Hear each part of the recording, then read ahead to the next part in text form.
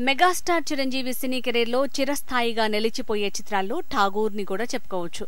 సమాజంలోని అవినీతిపై తిరుగులేని పోరాటం చేసిన యోధునిగా, అవినీతి పరుల్ని అంతం చేసిన ధీరునిగా ఠాగూర్ పాత్రలో చిరంజీవి అసమాన నట ప్రావీణ్యాన్ని చాటారు.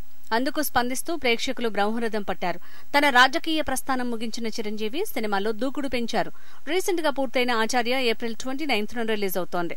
మరో నూతన చిత్రం భోళా శంకర్ నిర్మాణ దశలో ఉంది. వాల్తేరు వీరన్నగా కూడా రెడీ అవుతున్నాడు చిరు. గాడ్ ఫాదర్ ని నేనే అంటూ ముస్తాబవుతున్నాడు. ఇలా ఎన్ని న్యూ ప్రాజెక్ట్స్ చేసినా మరోసారి ఠాగూర్ లాంటి పవర్ఫుల్ క్యారెక్టర్లు చిరంజీవిని చూడాలని కోరుకుంటున్నారు ఫ్యాన్స్. ఈ పాయింట్ ని ఒడిసిపెట్టుకున్నాడు యువ దర్శకుడు వెంకీ కుడుమల. తనకి చిరంజీవి ఇచ్చిన గొప్ప అవకాశాన్ని ఉపయోగించుకుని బ్లాక్ బస్టర్ హిట్ ని కొట్టాలని ప్లాన్ చేస్తున్నాడు.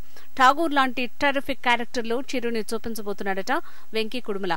అద్భుతమైన మెసేజ్ ఓరియంటెడ్ స్టోరీని రెడీ చేశాడు. ఈ స్టోరీ లైన్ కి చిరంజీవి చరిష్మా తోడై మరో బ్లాక్ బస్టర్ హిట్ ని ఇండస్ట్రీకి అందిస్తుందని విశ్లేషిస్తున్నారు ట్రేడ్ పండితులు.